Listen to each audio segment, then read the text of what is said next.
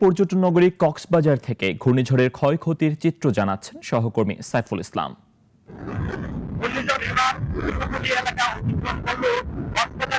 সকাল থেকে ঠান্ডা হওয়া বাতাস এবং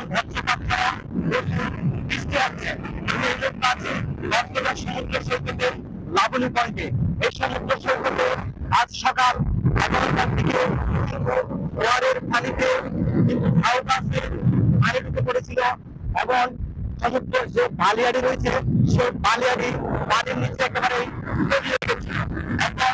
এখন কিন্তু হাঁটার সময় তারপরে সাগরের উত্থান গর্জন এগুলো অব্যাহত রয়েছে।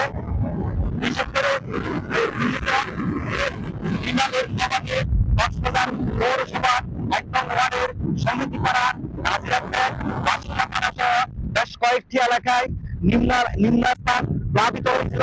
সেই প্লাবিত অংশে যে মানুষ বসবাস করেছিল তারা গতকালে আশ্রয় কেন্দ্রে আশ্রয় নিয়েছিল। তারা আজ একটু আবহাওয়ার পরিস্থিতি কিছুটা শান্ত হওয়ায় তারা সকালে নিজ নিজ বাসায় চলে গেছে। ইতিমধ্যে আমরা জেলা প্রশাসক মোহাম্মদ শাহিন ইমরানের সাথে কথা বলছি।